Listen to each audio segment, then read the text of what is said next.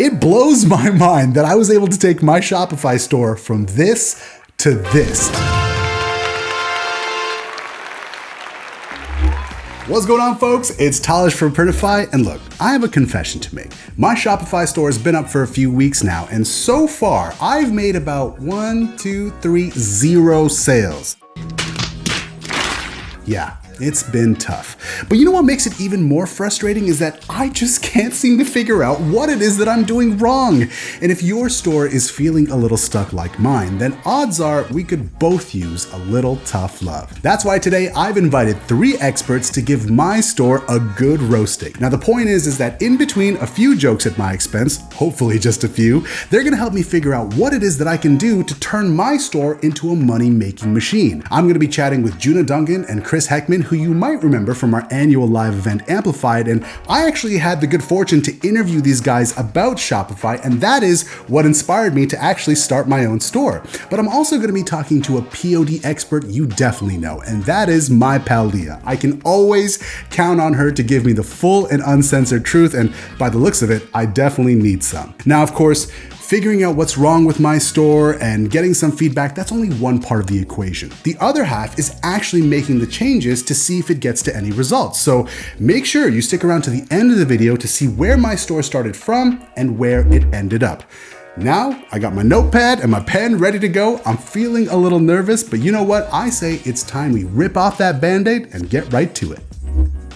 Juna, thanks so much for chatting with me, man. I'm really happy you could help me out with this because, to be honest with you, I am struggling right now. All right, I'll try to help as much as I can. First things first, I'm a designer, so I'm going to go straight to the logo and kind of critique that first. Okay, yeah.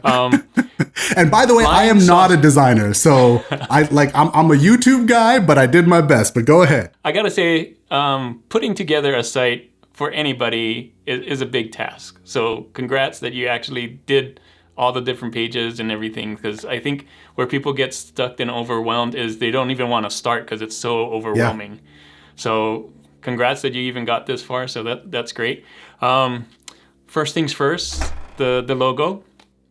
You have what looks like flying balloons saucer. Because if you read it top to bottom, you got flying balloon saucer. But one other thing that I noticed is flying has 2 Y's in it. No way.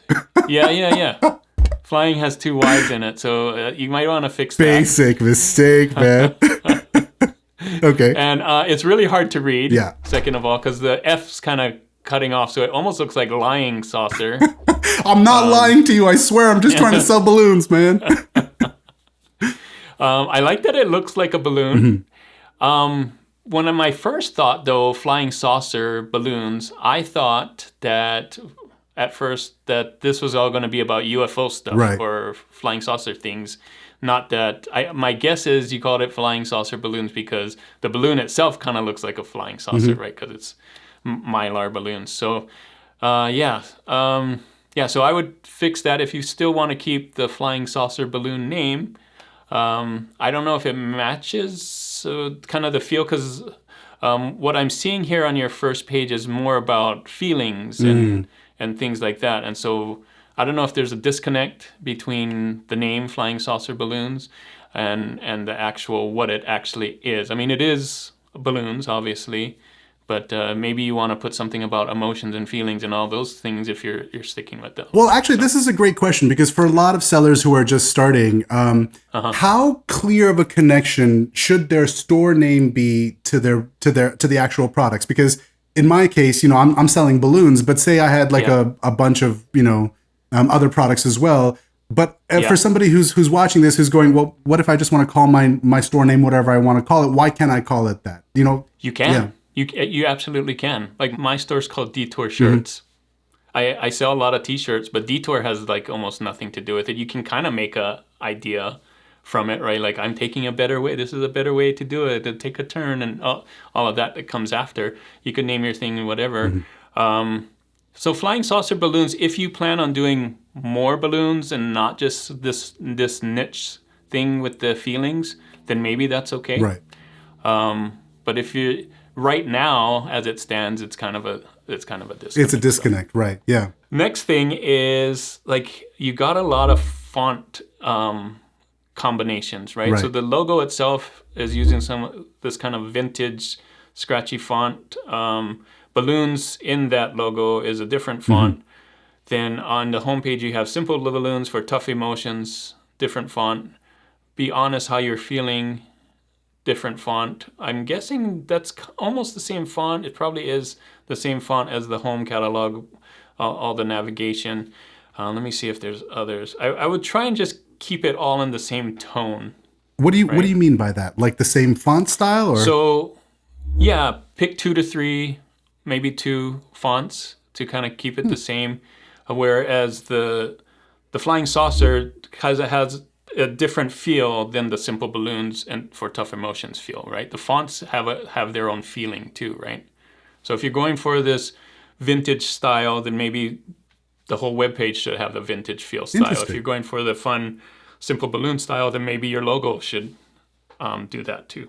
Great. Okay, so to be honest, how are you feeling? So my question is, I like the designs on the balloons. Some of the designs are pretty cool. They're easy to read, which I like. I like that they're simple. You know, I can read all the 4 that are on there. It's not hard to read at all. I'm just wondering, and maybe this is more of a question of, like, why did you pick this? Who's it for? When do you see people using this, first of all? I think we got to go back. Like, a lot of people go and start websites and say, Printify has this product, I'm just going to go sell it.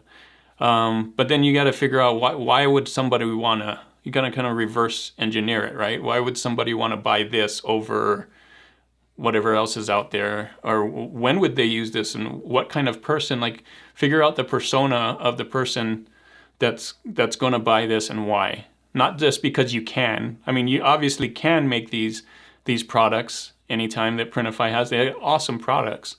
But then you got to feel like if you're not getting sales, you might have to ask yourself, why am I not getting sales? Who should be buying this? Who's my core audience? Does that make sense? that makes perfect sense. I mean, my idea was that I wanted to do sort of like the anti-celebration niche. So like most of the people who go for balloons are looking for celebratory balloons, but I kind of like the idea of like a joke product, you know, when you have a joke t-shirt or sort of the anti-message. And so the idea is that like this would be sort of part of like a party ambiance, but just in a funny way. For example, like, you know, there is a balloon for like, hey, you know, you got a new job or whatever, but there isn't a balloon for like, you didn't get it. Well, you tried kind of deal. And this was the opposite. But I guess you're right. I one of the things that I probably should be doing is be very specific about what that celebration is so that people can know that this is, you know, the anti version of that or the joke version of that.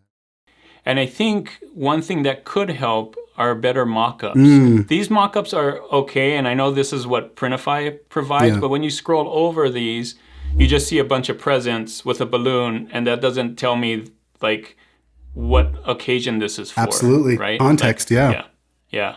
And so it just looks like, am I going to buy this balloon to put with presents on I don't see myself doing that. Who is this for? You know, that's actually really great advice. And we did talk about mockups a lot during Amplified, but one of the first bits of advice when I started Pro On Demand was this idea that always show your product in use. You know, people who are buying your product need to be able to see themselves with that product. So yeah, you've got your mockup up, but when the person who's buying that really needs to see what the end result is going to be with them. And that only comes if you have, you know, what we talked about, the lifestyle mockups, your flat lays, your model mockups, your context mockups. So great advice. Yes. Yeah. And I think showing like maybe this is a celebration with people, like we talked about that, having people in there to make it more personal, and can figure out, and you know, you could say what this for. Give this as a gift for your friend, like you just explained. Like I think that really helps. But as far as the design goes, I think they're great. They read well. The color combo is great. I'm scrolling down. Could be better is really easy. The collection's awkward. Like could be worse, like you were saying. So yeah, I think just being clear on what all of these are for could help. And instead of all the like, if I scroll to the bottom, you have like this clip art of balloons. I think it'd be nice to, again, just show the balloons in context of like see, this is how you would use it, and this is why you would want to, and this is why it's funny, kind of thing, you know. Yeah, I in a pinch, I kind of use the AI generator to come up with that. Yeah. So it's very obvious. It's a great start, though. Exactly. And that's where I was going for this, with the idea that it's like, all right, just get it up and then improve as you go along the way. Yeah. But the big important part of that is that you do need to improve. You can't, it's not a set it and forget it type deal, you know? Mm-hmm. I'm going from the homepage to the catalog, and just to see everything that you got. And the nice thing is you have a bunch. Like, you have 12 products, so that's great. Instead of, I think a lot of people might start with one product and ask themselves why they don't get any sales. But the more products, the better. Maybe I'll click into one. I'm clicking into could be better. I like the clarity of the first mock-up being easy to read, but having just a white background might not, because if you're in a marketplace, now this is your own website, obviously, but if you were in a marketplace, would your balloon stand out over the other balloon because of the white background or not? I think for me, I would rather see it in context. Okay, yeah. And have some maybe party elements in the back or something. Still needs to be big in the center, but maybe just have some things behind it. Well, this is a question actually, because for somebody who's considering, and I'm curious about your advice on this, for somebody who's considering selling on Shopify versus selling on Etsy, I mean, the whole deal of Shopify is that you don't have to compete with other people on a marketplace, but that doesn't kind of let you off the hook with your mockup. So what do you say about this? If you're on Shopify and you have your own store page, obviously it's better to have good mockups, but that first mockup, does it have to be as eye-catching as it would need to be on Etsy? Is that a good principle to still follow? I don't think it needs to be. I just think, as far as balloons, like on t-shirts, we know that it's a t-shirt and we wear it, and I don't think it necessarily needs to be on a person because we're familiar with that. For me, for balloons, and maybe this is just a personal thing, but for me, seeing just a balloon on a stick doesn't really wow me, you know? Yeah. So maybe it's on context, but I don't know. I would test it out. It's hard to say because I think that how I am, but who knows? If you put it up there and then we're like, no, the other one was better. Hey, well, so far I haven't gotten any sales, so the only way from here is up, you know? Yeah. Test for sure. Yeah. So I'm glad that you put this up here. I think you're talking about the bio section, yeah? Yeah, I'm in the what is this section. I like that you have a story there. You probably used AI again. Definitely. It's that clear, huh? Yeah. So yeah, I would put a picture of yourself if you want to talk about yourself, and maybe holding some balloons. Buy some, put it up there and talk about your story and why, and I think that could be improved too. So yeah, I wanted to write a bio that was kind of like funny. Like, as you can see, the whole theme of the site is sort of like they're joke products, but there's an element of comedy here, and that's kind of what I wanted to do with the bio. But in your opinion, how important is that bio? Like, is there something that needs to be in a bio in a Shopify store? Because for me, as you can tell, this is kind of like an AI generated joke page essentially. But is there something that you'd think my bio page should have for sure that might be relevant to my buyer? Well, I think having who you are, what this is about, like the whole flying saucer, why you started it, I think that's a great idea. Maybe more, we talked about having like, why do you think, and who the core audience is for this. Interesting. I think that can help. And I think seeing it in real life, in real context with you with the balloon, I think that would help too. I had one more idea though. If you can buy a balloon, whatever your favorite is, and I think video would go a long way. If you can make a video about when to use this balloon and maybe have a group of people and like, surprise, and this is for you, and everybody's like, and the person that's getting it loves it, like, this is so, that kind of thing. Video can go a long way to telling a story on why you need these. So whether it's a short or a TikTok or a longer video, I think that can really help. I mean, picture is 1,000 words, but video, could be really a game changer. So. And we always talk to people about buying samples, this idea of like, buy your own products, right? Because the argument that I always hear is, so should I buy everything that I post? It's like, no, you don't have to buy everything, but you'd be surprised at how much you can learn by having that physical product in your hand. and also how much you can use it for. Like you said, your social media, your social proof to make, not like even just to make your product page a lot better with that video. So it's almost like an investment in yourself, which you're already doing, right? And you'd be surprised how much just a little bit extra change can, which in terms of just supporting yourself, how far that'll take you. That's true. Yeah. And not only will you see what it looks like and maybe make changes, but the customer can see exactly what it looks like. Because sometimes we all know the mock-ups may not match the actual product. But if you're taking a video of the product that you bought, then, it's people real. Are like, okay, this is it. This is the real thing. Yeah. Lots to think about, Juna. Thank you so much for helping me out on this. I appreciate that, man. Hey, Leah, how's it going? Hey, Dalish. So I'm assuming you've seen my latest Shopify video. I saw that we published a video, and I saw some bits and pieces, but I need to be honest, I have not watched the whole thing yet. Well, hey, just get through the first 2 hours, and I think you'll get the point. Casual, yeah. Well, hey, look, I know that you've been kind of following along with me. I've been talking to you about this, but this is the first time that you've actually seen the store, which is really great. So I'm curious what you think about it. I am super excited to see what you've come up with. I see that you sent me the link, so I'm going to go ahead and open it up. So right away, you are selling balloons from what it looks like. You are flying saucer balloons or flying balloon saucer. It's a catchy name. Yeah.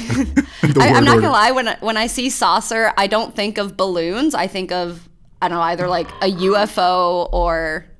Don't kittens drink their milk out of like little saucers? Yes, they do. So I don't think balloons, but you have balloons in there.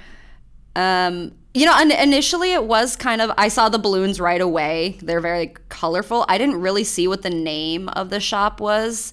The logo's nice. It is a little bit hard to read, I guess. If someone's for the first time is coming onto your website, they might not immediately know that that's what the shop is.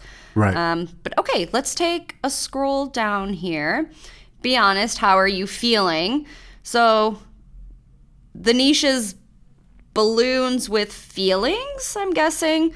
Yeah, I was trying to go for like sad balloons or kind of like anti-celebration themed balloons. That's what I was going for here. Yeah, I would almost put something like that right away just to get a more idea. I mean, you kind of get a vibe of what the shop is from these initial products here.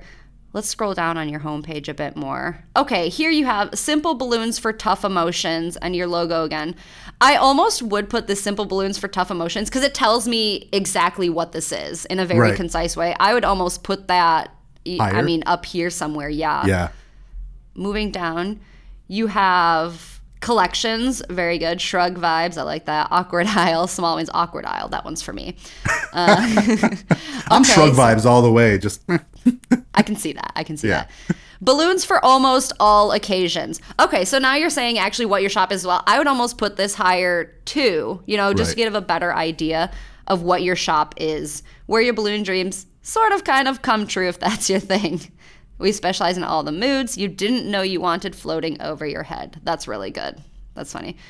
Okay, again, you have a nice little graphic here, your logo, where reality meets air. Let's take a look at an actual collection or some products. This is weird. Like, okay, I like this. This is funny. This is weird. Let's look at your pictures here. Okay. I love your pictures. They're very high quality. They're nice pictures, but I'm very much getting wedding vibes from these. And so if I'm thinking like wedding, oh, this is weird, like really weird. Or you had that like awkward balloon. This is for after the wedding, This is for the divorce party at the end. Yeah. Actually, I think divorce parties are a thing. I think I've kind of seen that. They are. Niche on Etsy. So divorce balloons, yay. There you go. So maybe a picture that fits that would almost fit better, but these mock-ups don't really match the vibe. In my opinion, this plain white background, this is totally fine. I actually think it makes it makes the balloon and the colors really pop, and you can see what the design is clearly. Okay, your title, this is weird. In my opinion, this is a perfect title for Shopify. You don't need those super long keyword-filled titles like you might on Amazon or Etsy. And since I know you're only selling balloons, it's fine to have just, this is weird, that's what the balloon says. You don't need to say, this is weird, pink Mylar balloon for wedding or something. Yeah, I was conflicted with that because I know at least on Etsy, you want to make those titles very SEO friendly so that anybody can find them. But I was like, do I need to do that with a Shopify store? Because I'm not really competing with anybody else. But at the same time, does it need to be searchable? You know, what do you think? Mm-hmm. Right. So I think how the SEO works more on Shopify and with Google, it's kind of more like back end. They're looking for that metadata. So having those keywords in like your product descriptions and in your URLs and your product images is a bit more important than just in the title here. Because on your own kind of personal web page too, if you had a super long title here, it would look kind of clunky and a little bit messy, and you don't want people just focusing on the title here. You want them looking at your product and hopefully your buy buttons, Right. Yeah, and so that's actually another good comment. You have the buy button that's a totally different color that I don't really see anywhere else on the page. So it sticks out, right? That's the number one thing you want people to do is buy it. So you want that to definitely stick out with a separate color. You have different payment options. That's great. You have your description. Okay, our Mylar balloons are super easy. Birthdays, baby showers, weddings. Again, baby shower. This is weird. I mean, kids are weird sometimes, but... Is it really going to be a baby shower? I see what you're saying. Is it really going to be that product? No, not really. Right. So, it's fine to copy-paste descriptions from product to product if it's the product features and they're all the same type of product or the product dimensions. But I actually probably would change the first couple sentences here to specifically match each product. Right. So you might say that this balloon is perfect for your weird friend's birthday party. I don't know. But baby shower doesn't come to mind for me. There's got to be a little bit in that description that actually talks about the product. And then you can have the same generic info later, like about the actual size or the color options, but I realize what you're saying, that because all of them are the same, they kind of feel like they serve the same purpose when it's not really the case. You kind of need to have, I didn't even think about that. Have 2 or 3 lines that really specify what the product is actually about. Yeah, right. Product highlights. I do like, it's important to have product highlights. I like that you kind of made it into a joke also. I'm not going to lie. Maybe it's just me, but I don't know what Mylar is. That doesn't mean much to me. I don't think I do either, to be honest with you. So we might want to look into that. I know what a standard balloon kind of feels like, so I would just assume, I guess that's what Mylar is. That's just a me thing, though. Yeah, no, makes sense. I look up what your product means. Got it. Okay. You have a share button. That's great. I actually might have to share this with some of my friends.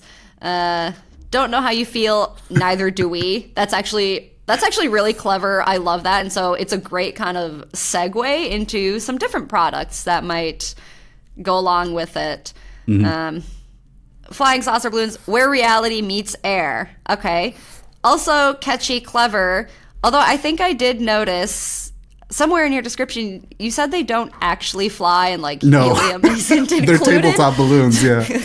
So a little bit of, this is such a small nitpicky thing, but a little bit of an inconsistency. It might give the impression that these balloons can be tied to a string and it'll float in the air, when really it's just, it's like a tabletop on balloon, a stick. I guess. Balloon on a stick. Yep, exactly. So maybe there's a slogan, balloons on a stick. Balloons on a stick, yeah. That's actually not bad, actually. If you want to get really crazy and creative, you can say that the sticks are multi-purpose. You can scratch your back with it or something too. When the balloon pops. I love that. Multi-purpose stick included. Multi-purpose sticks. I noticed, down here you have another kind of smaller menu with your privacy policy. This is really good to have. It is... and maybe it's just me also, I don't care to read for all these, scrolling through all of them. Yeah. It's very long, a lot of text here. But it is important text that you do need to include here. I would almost add for like these really long pages, maybe even just like a small table of contents. Right. If somebody wanted to get to a specific section, either about billing or refunds, whatever. Oh no, I have the insert name here. Somebody definitely didn't use the Shopify template for this, for sure. Well, this is why we have extra sets of eyes. And actually, I think this is, rookie mistake, but it happens probably to more people than they care to admit. But it's totally fine to use the Shopify templates, I think. You know, it's a quick way to get your store up and running. You do, of course, want to make sure your store name and your contact info is in there. But, you know, even small details like these, it is hard to miss because I think so many people, when they're opening up, they're so excited to get designing and making the homepage all pretty and creating and adding their products and the colors. They don't really, they get kind of maybe like bored or start to lull when it comes to terms of service, cancellations. But you're so focused on the front end of it because that's where you spend the majority of your time trying to actually make your store and that's what happened to me. I spent so much time just trying to make it look pretty that by the time I got to the terms of service, the shipping, I was just like template, try to take out some of the glaring stuff. Clearly I missed a few, but you know, that stuff still matters actually at the end of the day if your customer is trying to figure this stuff out. Right, yeah, exactly. And like you said, you're so focused on the front end and all that, and you know, your customers for the most part will be also, but then inevitably when your customers want to see something and see this, it's not going to be they're not going to be very happy. Let's go back up. I think we can get back to the homepage here. Let's add something to our cart and see what that's like. Okay, you have a nice little pop-up that it was added here. I like these kind of little side pop-ups because it's nice if I can close out of it if I want to keep kind of browsing or shopping. It does kind of, like, you see it pop up, but it blends in a little bit. You have this kind of nice border, but I'm starting to notice that too, yeah. Yeah, I would almost maybe make it a slightly different color and like maybe a little off to the side here so it's not like covering these buttons. That makes a lot of sense. I didn't even add my own product to cart, so maybe I should have actually. And well, you know, and that's another thing too. I think, again, you're just kind of so focused on the look of it and things. It's really important when you're previewing or someone's looking at your page, click on every single button to make sure it's bringing your customers where it should be, or it's serving the function that you want it to. So, okay, we are at my cart here. This is all great, normal. We've got different checkout options, different payment options, also really important. Let's see the checkout page here. Again, everything except Bitcoin, because we are a serious joke balloon store, if you haven't. Yes, a very serious one. No crypto yet. Yeah, I can see, okay, if I enter my shipping address, then I'll get the shipping total. I do like to see it before. So that's nice. Let's go back here. Let's continue on our menu here. Okay, we actually didn't look at the catalog yet. This is a nice, clean, simple catalog. Shows all your products. I noticed, though, you know, on your homepage, you showed those 3 collections. I would almost add a sub-menu here then to your catalog and show those collections. Good point. I didn't think about that. That'll might be like kind of a faster way for people to see what kinds of different balloons you sell. I would definitely add a sub-menu there, especially once you start adding more and more products. Inevitably, you're going to have different collections or seasonal collections. You'll want to put those in there. What is this? I don't know. You tell me. Okay. What is this? Talish lived a life blissfully void of emotions until one Tuesday, a tidal waves of feelings hit him out of nowhere. Oh, don't we all? Okay. That's kind of like puberty in a nutshell, isn't it? Oh God, let's not go there. Okay, so I'm guessing suddenly he felt all sorts of emotions, and you can say those with balloons. Yeah, okay, so this is like your about section, right? Exactly, and I was conflicted about how jokey I should make it, like, because I know the whole concept of this is like, oh, it's a joke website, there's joke products here, but I'm kind of wondering, like, is there a line between, like, making it too sarcastic that it kind of doesn't feel legit, you know, and how much actual information to put in there? Yeah. And I think, you know, that's something you might have to balance out, especially when you're starting off, unless you're already like very solid with your products and your niche, or you already have like an audience on Instagram or wherever that understands your humor, and then you're launching, it might work. But if you're just kind of starting out with this fresh, you might want to find a balance of like, yeah, we're funny, we like to make jokes, but I also want you to like buy my stuff. Right. So I might even just say like, who are we, instead of what is this? I'm guessing, is this a nice original picture that you painted of yourself? I mean, isn't the resemblance uncanny, right? When you look at that, doesn't that just scream college? The hair is pretty good. Actually, it is pretty good. I do want that hair. No, but this is definitely all AI generated. I think like in the future, once I get some samples coming in, I can put some of my own pictures there. But like for me, it was like, hey, I want images, and AI is a thing. Why not? Yeah, definitely. Looks like you lost a balloon here, your AI. Ghost balloon, actually. I'm getting nitpicky. I told you I was going to be harsh. This is me just selling the balloon sticks, actually, and not the actual balloon. Yeah, yes, exactly. Well, this picture is like, it's great and all fun. I almost would put, if you're a more serious shop, definitely put pictures of either yourself as the owner. I mean, because you are more of an unserious shop, it could be like funny pictures of you with your balloons or something like that.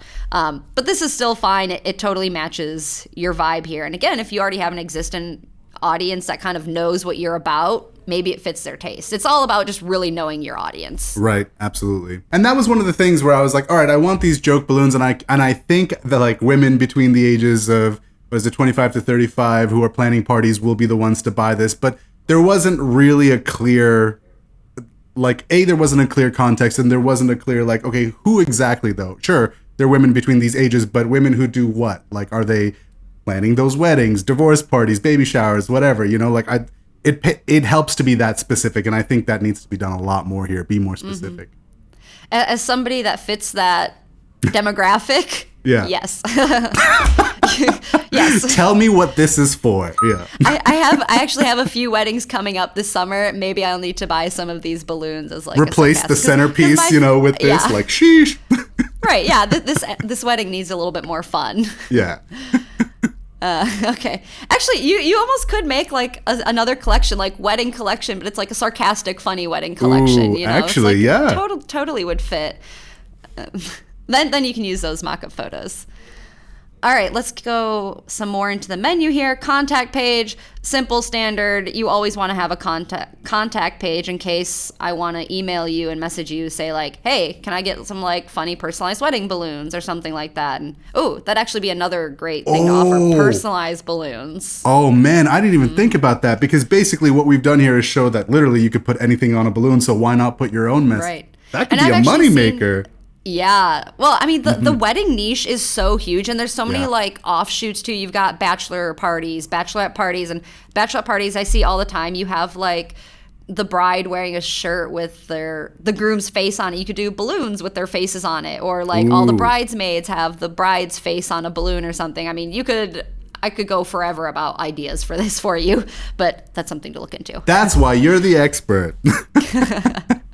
I think I already mentioned this. You kind of have like a weird negative space here of just emptiness, nothing. So either filling it in, I don't know, maybe moving something over, or if your menu product collection expands, you could add those there. We have a search function. That's nice. Let's actually test if it works here. I told you I'm going to be really harsh here. Okay, it did show up balloons. So your search function works. There's only 12 results. I mean, it's not a deep search, Well, what happens if I type in stressed, for example? It works. There you go. And again, you have to test every little piece of functionality, because if I'm a first-time customer, or if I'm a customer coming in looking for a certain balloon that maybe you shared on your Instagram or whatever, and it doesn't pop up in the search, and you've got like 100 balloons and I gotta look for it, it's just gonna be a small annoyance. Exactly. Okay, let's go to this little person here. I don't even know what that is, to be honest with you. I'm not sure. Can I log into your store here? I wonder if I can log into my store. That's a no. What does the person icon actually do? Yeah. So knowing what all the buttons do on your shop, that kind of helps. Again, this is probably just like a small little glitch or bug that you missed setting up, and that's very normal, especially if it's your very first Shopify store. That's why, again, you're going to have people looking out for you. And that's the thing with these Shopify templates. Like, they give you a lot, especially if they're free, but at the same time, not everything in these Shopify templates is usable, So I think you're right. There's a lot of stuff that gets left behind. And I tried to get rid of all that stuff, but clearly, there's still a few elements that don't need to be there. Right. And these are such kind of tedious small things. Again, you're so focused on the look of the store, the colors, the layout, that you might skip over these things. Okay, we have our shopping cart here. Also normal, it brought me to the shopping cart, so that's good. Yeah, I mean, overall, I think you're onto something here, to be honest. I think it looks great. It's a really fun, eclectic idea. A lot of potential for different types of products here. One thing too, you have a banner here, which is great. I think it's really good to have banners in your store. Emotions are complicated. Here, have a balloon. It's funny, but I feel like you could have more potential with this space with a promotion or something like that. Shipping terms, Yeah, like if you have a buy one, get one free or free shipping, or like, hey, we just launched a new collection. Check it out. Because this might be one of the first things people see. I would almost make it a slightly different color just so it really pops. You could make it even like a red or a bright yellow or like a brighter blue. Because if I see something like, hey, we have everything 50% off right now, I might be more inclined to buy something or buy 2 balloons even. Right, for sure. Promotions are a huge part, and you might think that like they, if you're just starting off, it's too soon, but it's one of those things that actually motivates your buyers to keep looking, or at least to keep adding, stuff to cart. And in the beginning, you'd be surprised how much that stuff goes away to actually getting those first few sales. Yeah, exactly. But I hope you keep working on this. I would love to see this like fleshed out with some more products, more like cleaned up collections. And I'd be curious to see how, like, if you can get 20 sales in a month or something with Facebook ads or whatever. I'd be very curious about that. Well, I think this is a fantastic idea. Once I clean this site up, you've got those weddings coming up, So if you're looking for presents, consider a balloon on a stick. Just give the bride take her bouquet out of her hands, like, here, this is better. This is for you, yeah. It's a balloon that just says could be better. This is fine. Or could be better. Chris, thanks for chatting with me, man. I'm in dire straits right now, and I feel like the only person I could talk to would be the guy who literally sold, or at least made, over $1 million through Shopify. So hopefully I'm going to get some $1 million advice here. Oh, that's the goal, and I'm excited. Thanks for reaching out to me. I'm sure we can figure out some good stuff here. For sure. And as I understand, this is like the perfect time to have this conversation. Yeah, actually, like Q4 is good. Obviously, people are buying, but Q1, don't sleep on it. If you're a Shopify seller, it's one of the best times to be driving traffic. So I actually look forward to this time of year with our Shopify brands. Why is that the best time to drive traffic? I've never heard that before. Yeah, because when you think about Q4, that's when all the big companies who we're competing with in ads have these giant budgets that they're set to spend, and then they all expire at the end of December. So then Q1, there's still just as many people on, Facebook and Instagram and stuff, but not as much competition. So it actually really works in our favor. Because everybody's trying to get pretty much that traffic during Q4, during holiday season. Then after that, it just kind of slips down. Is that what it is? Yeah, exactly. So we see about like 50% cheaper costs, which it ends up being a great time to send cheap traffic and really take this time to start building up our sales as we're pouring in some water into our funnel onto our Shopify store, and then doing exactly what we're about to do here is troubleshoot and make some tweaks. Well, hey, I'm glad you mentioned sales, because the only way, I'm going to put it like this. The only way I can go from here is up. So, and I feel like a lot of that has to do with my store. So let's take a look at it. Let me know what you think. So here's the store, Talish. Is this what we're working with? Flying saucer, that's it. All right. Well, we'll do a feedback sandwich. Start with the positive, then some areas for improvement, and then end up with some positives. So first positive, the fact that you're on Shopify and taking the steps to like learn how to build a store at all is a great place to get started. And every store, doesn't matter if you're a beginner or a complete expert, everybody starts with the same rough starting point, which is we take our best shot, make a store that we think looks good, and then the important thing is that we look at the data and see where are people converting, are they not converting at all, what are people doing on the site, and then it's a rinse and repeat process. So now onto the areas for improvement. Overall, what I think we can do is start off by looking, and I do this on anybody's store that we look at. I always look at it on mobile because, funnily enough, 80% of our traffic comes from people that are on mobile devices. So I always whenever I'm looking at anybody's site, I only care about what it looks like on this view. And I'm starting to realize I didn't even do the mobile part when I was designing the website. And again, it's not on you. Shopify by default, when you're in the editor, it shows you this. So you have to go up and like click a little button here in the corner to know to switch. So a lot of people miss that. But that's a quick thing we can do. And then when we look at it here, a lot of things jump out at us as like, okay, we should probably change that. So a couple of quick things, starting at the very top here with this announcement bar. This is the emotions are complicated. Here, have a balloon. Love it. Great tagline. What we would like to use this area for is mentioning our free shipping or special deals that we're running right now. So for us on our print on demand, like apparel stores, we do $75 plus free shipping. That helps increase our average order value. And all the feedback we're about to talk about rolls up under two things, either getting more people to buy, which is conversion rate, or getting people to buy more, which is average order value. So up here is great real estate for us to use for getting people to buy more. Now next, this is a very sneaky one. And anybody who's launching their first Shopify store, I see this mistake almost every time. It's one of the funniest ones because it's so easy to fix. But we want to make sure that the logo size, that we just shrink this down. Because when you're on mobile, it expands the menu to be the full size of that logo. So we want to shrink this down a bunch. And again, it looks, and actually we should switch it here a little bit too on desktop, but it's one of those things that you don't really notice until you look at mobile specifically.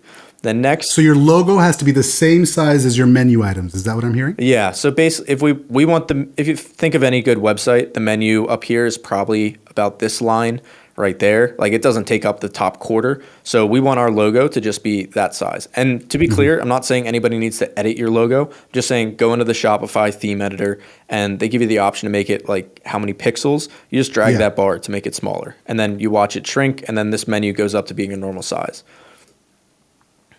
Then the reason that we really care about that and the pages, so there's the home page, which we were just on. Now we're on the collection page, then the product page. I'm not even going to really look at the home page that much because I care about getting you the most sales. That's what we're here for. That's what good friends do.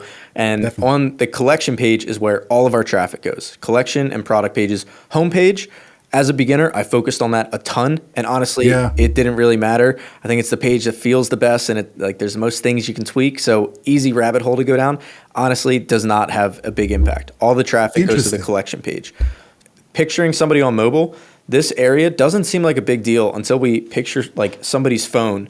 Like the top half of their phone screen is going to be taken up with like a blue bar, then a big menu, and then the word products. So not a great experience, probably going to have a pretty low conversion rate. So to clean that up, we shrink the logo.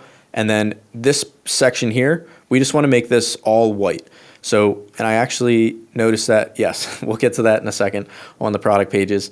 But the goal of the collection page is just simple headline that restates like not just the word products, but like what's the like balloon collection, like funny balloons, that kind of thing. Because this doubles as your landing page header. Because this, again, that's what people are seeing. Then in terms of the collection, we like having, what I like is that you have the ability to sort. This is great. And then we have the number of products. That's good. Honestly, a healthy collection, this all depends on the product type. But for us using Printify to sell T-shirts and other kinds of apparel, shout out Printify, we like to have around 75 to 100 designs on our collection. And that tends to be... Per collection? And we start with one collection per store. Okay, got it. Yeah, so about 100 designs to launch with. And that gives us a sweet spot of like there's enough for people to shop for. There's a little bit for everybody, that kind of thing. And then on this page, I like you have very simple titles. That's good. I see some people have really wordy ones. You have the prices. Something to be considerate of is where you're planning on advertising. Like I recommend everybody start for the US. So if we're advertising to the US and like you're currently based in the great up north in Canada, we want to make sure that me as a US customer that I see my own currency. That's something that would lead to a lower conversion rate. Again, easy thing to tweak in our Shopify settings. Now onto the product page. So on the product page, we want things to be consistent. So we had white backgrounds on the previous pages. We want to go with those as well on the product page and throughout the whole funnel. So, and there's a lot of tests or split tests you could read about on this if you're a Shopify nerd like me. Long story short, all you need to know, white backgrounds convert way higher. Really? Yeah, way, way higher. Even compared to, like sites that look really like crisp and futuristic where it's black with like a white font. I think they look really cool. They actually convert like 20 to 30% lower than white backgrounds. Interesting. I didn't know that at all. Yeah. So that's, and I used to make a lot of, my background in Shopify, I spent so much time making sites that I thought were big and beautiful and all that. Yeah. Loaded on every app under the sun. Ended up, none of it actually helped, only slowed down the site. So now the stores we run with are way simpler, but they convert much higher. It's so hard. I mean, I'm sure like you mentioned this yourself, like it's so hard to get bogged down in just like the technical aspect of it. Like I just want to get it up and running and I want to make it look good. But it's funny how like it takes time to realize that like that, I don't want to say takes a back seat, but it's almost secondary to delivering what your customers want immediately. Yeah, exactly. And it's like, at least when I was starting, I wanted a site that was big and beautiful that I would be proud to like share with my family and friends and stuff. What that resulted in is me building a site that converted terribly. So now I flipped the priorities. I'm like, I'm going to build a business that's growing and getting sales. And then I'll, make it into something that looks pretty or whatever that even means down the road. But especially considering, and this gets back to like tactical like takeaways for everybody, is consider the source of your traffic. Like who are you advertising to? And especially when you're using any kind of paid ads or just online shoppers in general, when they're seeing your product, they're seeing it mixed in with, cat videos and friend photos. Like it's pattern interrupt. So those type of people, they're not search find by like Amazon or Google or anything like that. Like we are just getting in their stream of their normal day-to-day activities. And then we should ask ourselves the question, what are they looking for in order to convert the purchase? And what do we have to show them to get that to happen? And what will we not show them to make sure that they don't leave? And basically, if you bog people down in too many details, too many apps, pop-ups, it just overwhelmed. And they're like, I'm just going to go back to Facebook. So that's the mindset that we want to be thinking of as we're going through the process. I'm curious about your opinion about this because I kind of struggled with this when I was designing my site where I thought, okay, I want to make it look cool enough where people will think it's professional, but I don't want it to look basic enough where people think that the site is fake and it's not worth buying from. So how do you strike that balance when you're creating a store between like making it look, like I said, cool enough that you want to buy from, but also that not coming off as a scam? You know what I'm saying? Yeah. So it's a great question. That's like the question pretty much. And it comes down to like the 80-20 principle, which is overused. But if you just think of like, what are the main reasons that somebody would not buy from a site? It's either they not enough social proof, not like clear enough like product quality, price sensitivity, shipping is a big one, shipping concerns, security. That's why these trust seals that I was about to talk about are huge. And then your refund policies and like, is this decision or this investment I'm about to make in the mind of a customer, is this permanent? Like if I take this risk, is there no way for me to back out of it? So 80-20 principle of that, we reinforce that we offer multiple payment options. It's safe and secure checkout, which using Shopify is a brand that people recognize and trust now. Third is having very clearly defined product descriptions that we don't want it to be overwhelming amounts of text, like things like this, product highlights. And then to make it even more fun, you could add like little emojis for like a balloon emoji or something like that. Right. Make it short, succinct, talk about the benefits of the product, and then having our refund policies mentioned somewhere. So we have it down there. That's good. I like to add trust seals. So like these are good ones. These are payment seals. But if we add, and there's lots of apps that can do this, but like 3 little circles here, picture one that's like a little truck that says like fast shipping, 2 to 3 day shipping, one that's 30-day money back guarantee, and then one that's, I don't know, maybe the number of reviews that we have to show that people can trust us. Those are the kind of things that right off the bat, we reiterate that like we're a safe site. Here's the benefits, like we have a good refund policy, people trust us. Then here's the product benefits. And then outside of those things, we just need clear product images, prices that are reasonable, and then we just need to remove all the extra like crap, for lack of a better term. This site is beautiful. Yeah. There's no crap on it, but if there was, we would remove it. Just scrolling further down, other sections that are important to include and not include, like this share button, I normally get rid of it, get back some of that real estate. One of our main priorities is looking at this, again, as a mobile viewer. We want our CTA buttons, call to action buttons, to be as close to the top of the fold as possible. So the fold is the screen that loads when somebody lands on a page. So anything that they have to scroll to see is considered below the fold. So we want all of our key pieces as close to the top as possible. We want to remove as much scrolling or button clicking people need to do in order to complete a purchase as possible. I'm worried though that if I put all that information at the top of the fold, is that going to move my actual product lower down? Like, I'm worried that if they see all that information at the top of the fold, it's gonna like they're still gonna have to scroll down to see the product. You know what I'm saying? Yeah, I know what you mean. So in order to get it above the fold, all that we're gonna do, just imagine if we shrink down this logo, menu takes up that much space. That brings our image up that high. Then if we get rid of for apparel stores, we don't do the quantity selector. Any type of product that has a high number of SKUs, we like where people are selecting size and color. Very rare that somebody's buying more than one of the same thing. So we remove that. That gets back a little bit more real estate. And these are another takeaway. Site optimization is no such thing as a silver bullet. It's only like a million golden BBs, to quote Alex Hormozy. It's exactly that. Like, it's a million little things. So every little bit of real estate that we can get back that's not being utilized, we want to do that. So quantity selector is one we take out. So then that brings up all of this information further. If you're a apparel store, adding a size chart app right here, like we use Kiwi Size Chart. They have a free plan that allays like one of the main pain points or reasons that people don't buy on an apparel store. And then taking all these product highlights, I would just take this, push it up here above this text, and then I would put these paragraphs in a accordion. So like and I can actually show. What does that mean, an accordion? I'm so glad you asked. It's kind of like this, and this was the store that we showed for Amplified, actually. But see how we have trust seals? I see, yeah. Yeah, so 30-day guarantee, fast shipping, free returns. Then we take our description, put it in there. And you can experiment with, like, you have these bullet points, but then you also have a couple paragraphs. If I was you, I would take these bullet points, put it up here, and then take these paragraphs and put it inside this accordion here. So then it just cleans up the whole page, but it's still accessible if people want to see it. I got you. So I kind of have those quick facts, those important facts first, and then kind of leave all the description stuff to the bottom if people are more interested. Exactly. They'll get to it. Yep. Then wrapping up the product page, last couple of things that are good to note. More rows of recommended products. Like I recommend at least 2. If you look at, this is a fun experiment for anybody who's an avid Amazon shopper like me.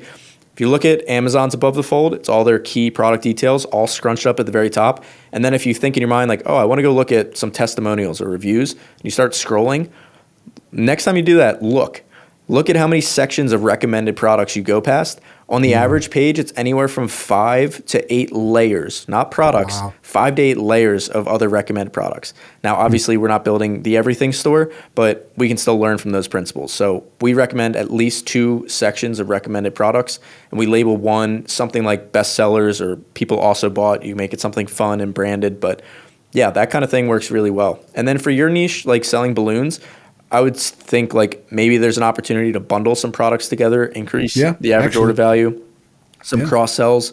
Then next thing that we look at is after somebody adds the cart, we like to use we see a higher conversion rate with the cart drawer opposed to the little pop-up here.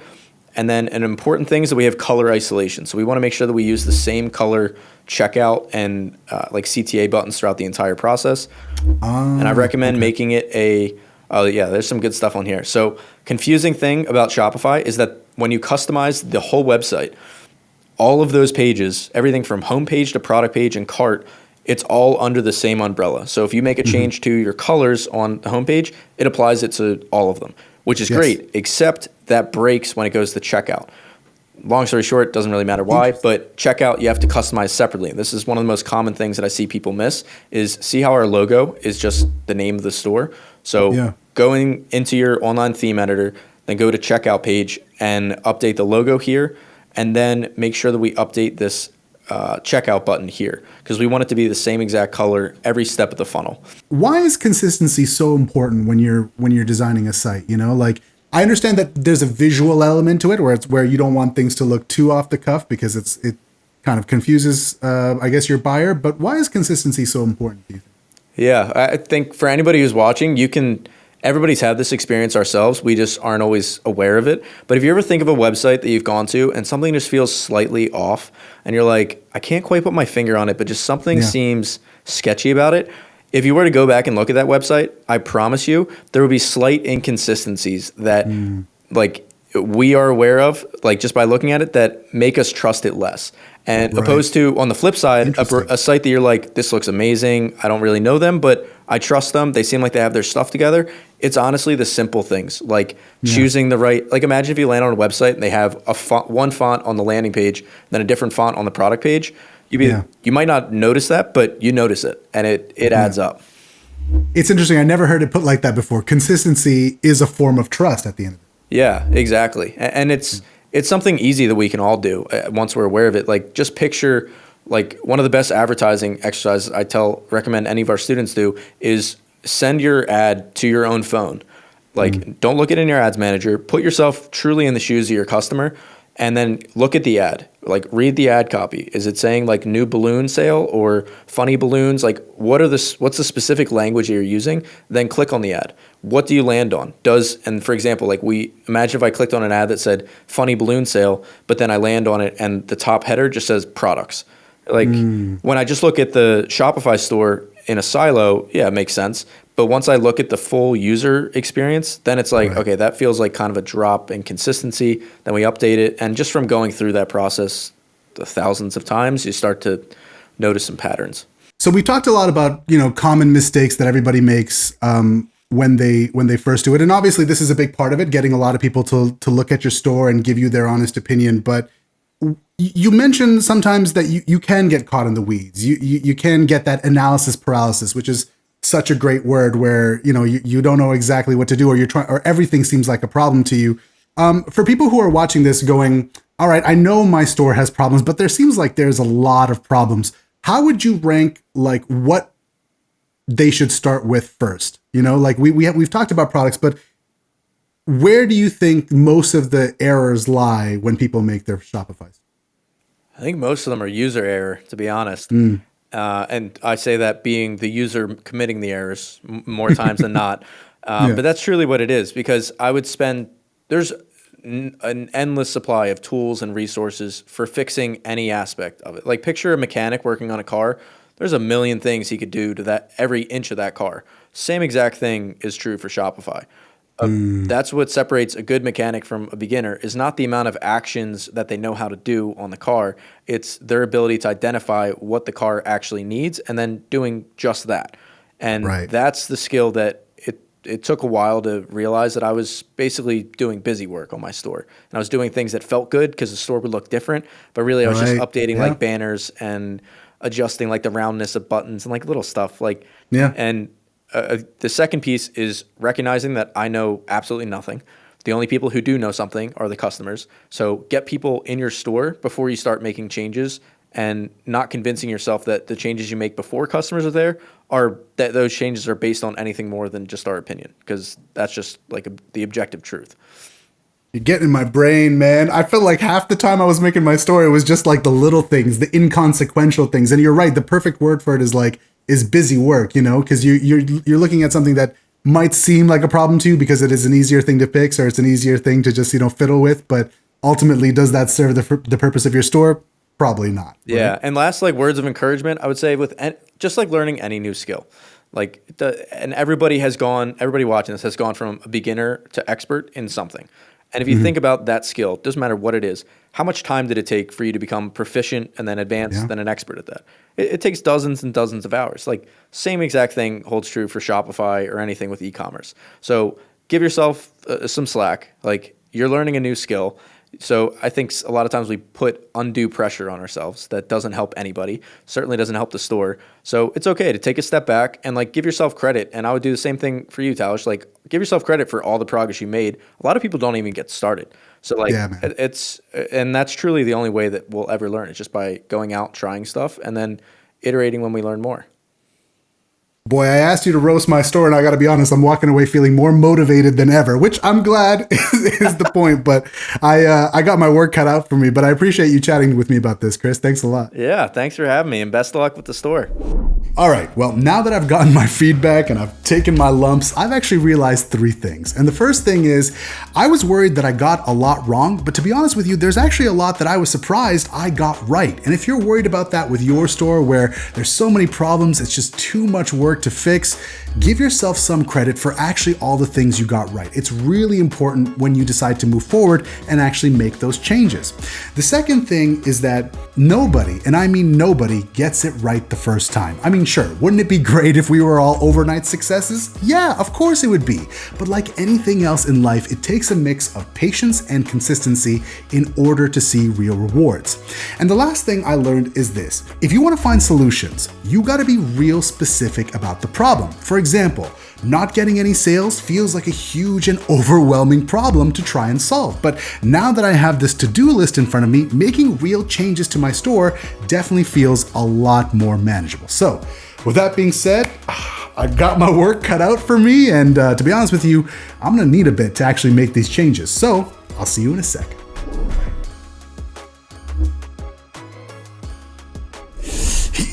And we're back. Not gonna lie, it's been a few days. It's taken me that long to make all these changes, but here we are, and I think my store is finally in a good enough place where I'm happy to show you what it looks like. And good enough is really the operative word here, because as you'll see, there's a lot of things that I changed, but a lot of things that I kept the same because they're goals that I want to work on for the future. And this is something really important. Your store will never be finished. There will always be something that you want to fix or change or update. So always having that good enough mentality is a great place to operate from. That being said, welcome to my new and improved version of Flying Saucer Balloons. And right off the bat, it blows my mind that I was able to take my Shopify store from this to this. The changes are night and day. So let's take a look at what I've done here. One of the first things I want to look at is my logo, which as you can see is no longer that fun circular shape I had before. It doesn't have the illegible text, the typo, and the weird word order. Basically, I opted for something that was simple, easy to read, still has pops of color like my first logo had, still has fun elements with these little balloon clip art in the middle, but most importantly, my logo is the same size as the rest of my menu items, which is something that Juna said. Basically, your logo on the Shopify theme acts as its own button. So if it's like way off in the rest of your menu items, it looks a little weird. So now you can see it's all uniform and looks much better. The other thing that you'll see right off the bat is I have changed the page layout for my store to be a little bit more white heavy. And this is something that Chris told me that white colored or color scheme stores tend to perform a lot better. I like that idea because it does look crisp, but I still wanted some pops of color, right? Which is why I really changed up these image banners that you see I have breaking up all the white sections of my page. Now before, these image banners were sort of cartoon heavy, had interesting text on them, but that was pretty much it. They just kind of looked generated. And so I wanted realistic images right off the bat to show that this is a real store with real products. It doesn't look as jokey as the last one did. Even though I kind of liked it, I realized that that might have been the thing that was actually holding my store back from making any sales. So I switched out all of these main image banners for real images. Now, even though they are different colored images, you'll see that they still sort of have the same light blue kind of theme. And that's also on purpose because even though I wanted color on my page, I still wanted to look uniform, right? I still wanted to establish trust essentially. So this whole white, blue image banner, then white with the products, then blue image banner. And then all the way down to my last image banner, which I also kind of act as my footer. My previous footer was really thick at the bottom, but I kind of got rid of all the clunk and junk down there and kind of made this main thing my footer, this main image banner. This text actually, where all your balloon dreams kind of sort of come true, was actually what was making my little footer at the bottom super thick. I decided to scrap it and just make my own separate image banner, again, to give my page a bit more visual hierarchy and at the same time really make that header and footer as thin as possible so that your eye is drawn mainly to the main parts of this homepage, which is my image banners and my products. Let's move on to the catalog. So before we jump on to all my products, you'll notice that I have sub-menus in my catalog now. Shout out to Leah for that. I basically link to the same collections that I've linked to on my homepage, but now you can easily access them through my catalog. But what I also did was I created balloon bundles. Now, bundles are a great option for online stores. People love them. They do convert, they do sell. However, you can't make bundles through Printify, but you can make them through Shopify with a free app. And I found the bundles app and I was easily able to just, pick out different products, put them in bundles, add a price to them, and it works pretty much just the same. So definitely try that out if that's something that you're interested in. The main thing that I did with my product page was I took what Chris said to heart about moving that buy button, or in my case, this add to cart button, as close to the top of the fold of my website as possible. Basically, you want to make it as easy as possible for a buyer to buy your product, right? To actually add that product to cart. So I got rid of some extra elements. There was a share button, a quantity selector that I got rid of, and I put my buy button.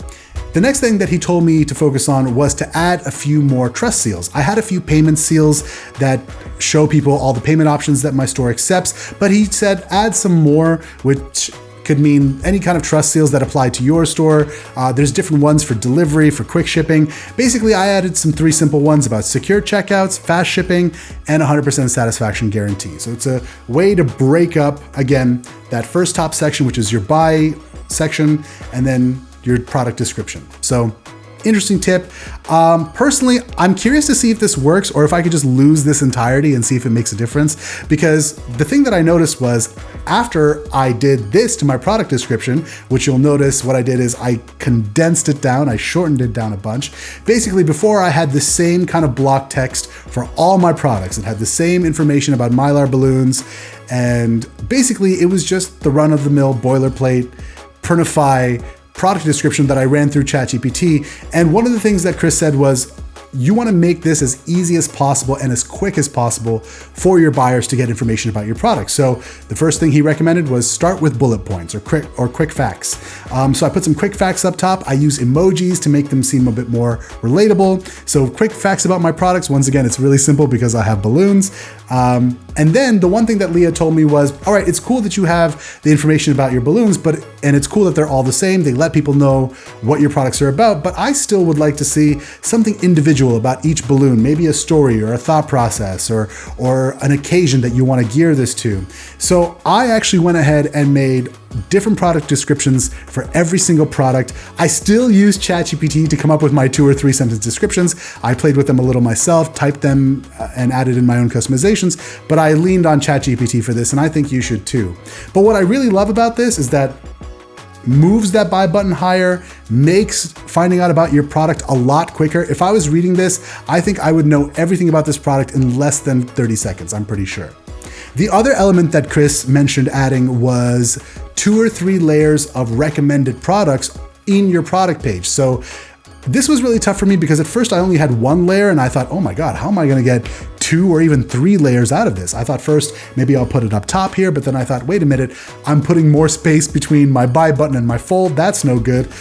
But then I realized there's nothing saying that I can't make my product page longer. I mean, sure, I've added in all my quick facts, my buy button, but after that, if you want to check out more products, who says my product page can't be longer? So what I did was added that row of recommended products, right, to keep people on my store, split it up with the image banner, again with that custom balloon banner, which at the same time is offering another type of product or another type of service, and finally added that second layer of products through my collections. So just goes to show you, there's no limit to how long or short your product pages or any of your pages should be. You just have to keep your customer in mind and try to make it as easy for them to make their purchasing decision as quickly as possible. Let's go through some of the other pages on my site very quickly. The bio page, again, on a white background. I switched up the bio here. We don't have to read it, but essentially my bio previously was like this joke story about me learning how to feel, and that's why I started this store. However, what I changed up my bio to say now is that this is a party balloon store. These are joke balloons, joke products that are sort of, attention grabbers that you can use to spice up your events, right? So I'm talking a little bit more about why I made these products, how useful they are, and what my audience or my buyers can do with them. I added my contact form again, there was a login or like a person icon, I got rid of that. And finally, I want to take a look at the checkout or the cart drawer here, this add to cart drawer. Before, I had a separate page that showed all the items in my cart. Now I have this cart drawer, which looks a lot better, has that white layout, the same color buy button as the ones on my product pages, which is one of the feedbacks that I got. But finally, if we go to my checkout page, you'll notice I changed the layout of this as well. Again, same white background. I moved the logo to the right side of the screen, so everything before was pretty left heavy. So this looks way more official, way more balanced. But that is all the stuff that I changed. Let's talk about some of the things that I didn't change. So let's go back to my main page. Now, one of the things that you'll notice here, if you've been paying attention, is the main bit of feedback that I got was I need better mockups. And you'll notice I didn't really change the mockups. I got rid of the one mockup that had the balloon on a table full of presents, because what occasion is that? Are these birthday balloons? We're not sure. So I got rid of that mock-up, but I kept the other two, the flat lay, plus this one that shows it on the plastic stick on a bunch of balloons. So generally kind of showing how it could look in use without showing an actual occasion. And that was my whole problem. So the main feedback that I got was I need better mockups, but I also need these mockups to show the occasions where these products will be used. Now, this is my bad because I decided to start a funny or sad balloon store. And to be honest, when I went on sites like Placeit or any kind of stock websites looking for these stock mockups, they just don't exist for balloons. They're not as popular of a product that would necessitate people trying to provide you with sample mockups. They just don't exist. So does that mean that I can't ever get really good mockups? No. What that means is I will have to invest in samples, buy my own balloons, and make my own mockups. Now, you're probably thinking, oh my goodness, what if this happens to me? I'm gonna have to spend a bunch of money. Well, in my case, what I could do is actually order a couple balloons, maybe 2 or 3, or even just one, and make it a blank. So order just a blank white or green balloon if you want to do green screen stuff, and just shoot my mockups, right, with me holding these blank balloons or other people. And then I could put my design on that blank mockup and reuse the same mockup for different balloons. Now, this is actually a huge side hustle to your side hustle that a lot of sellers, especially on Etsy, do, where they'll order their own samples or blank sample products, and they'll shoot their own beautiful looking mockups that they'll use in their own store, which obviously convert really well. But what they'll also end up doing is they'll sell those mockups to people who are selling the same products. So like Placeit, you can make money off of the mockups and the samples that you buy for yourself, and kind of recoup that cost again later on. So something for you to think about if you're in a situation like I am, where you just can't find sample mockups online for the products that you have. I'm guessing this is only a me problem because there's not a lot of sad balloon stores out there, but in case you're in a situation like that, that's something to consider. Speaking more about occasions, however, because I can't show those occasions through these mockups, I decided to go another angle with my store, which is I want to focus on emotion, and I want to focus on the fact that these are humor or joke products. That's why on my main page, you'll see that I lead with this main message, which is for all the feels and when you really need a laugh. So basically what I'm saying is these are joke products for any occasion. They're more for the emotion that you want to feel or a joke that you want to add to a party. I don't know how strong this message is, to be honest with you. I'm going to try it out for now. I only went with this message because I don't have those occasion-driven mockups, but let's see if this makes a difference. If it does make a difference, then you know what? I'm just going to keep on leading with this emotion. If it doesn't, I know what to do. Go back, shoot your own mockups, lead with an occasion. So you're already seeing that I'm kind of split testing different outcomes to see which one leads to more conversions. Again, thinking long-term, thinking about growing in the future. Finally, the last thing that I want to talk about is this footer section I had here. It was much thicker, as I mentioned before, but I did have these policies that were linked that, quite frankly, I didn't take a lot of time to look at, and I kind of copy and pasted the boilerplate templates that I got from Shopify. What I did this time around was I went into each individual policy page, I took it, I put it into ChatGPT, I said, make this into bullet points and make this as easily readable as possible. It shortened up all these policies by still keeping the same bit of important information, but it was easier for me to then go through each policy page, take out some of the boilerplate, insert name here, insert company name here, parts that I forgot to take out in the first time I made this store. But as you can see, it's a lot more readable, a lot shorter. and it's there, and it's pretty legit, which is important for my customer, because if they went on this and went, hey, this guy didn't really pay attention to his shipping policy, this store is probably not legit, I shouldn't spend my money here, which is a fair argument. So just goes to show you, take your time, go through every single element of your store. Now, it did take me some time to do this, obviously. I'm not gonna say that this all happened overnight, but it just goes to show you that this is a process. Take your time. Keep selling in the meantime. Keep selling on different marketplaces if you want to, so you can test out products while you focus on your main Shopify store, but it's always a work in progress. And there you have it, folks, a new and improved store ready to take another crack at getting its first buyer. Now look, if you've got a Shopify store of your own, try making some of the same changes that I did to your store and let me know how it goes. Just remember, keep experimenting, keep learning, and no matter what, don't give up, especially when there are top sellers out there like Chris Heckman, who have made over $1 million in revenue with their own Shopify stores. Check out this video to learn about how they did it and how you can do it too. I'll see you next time.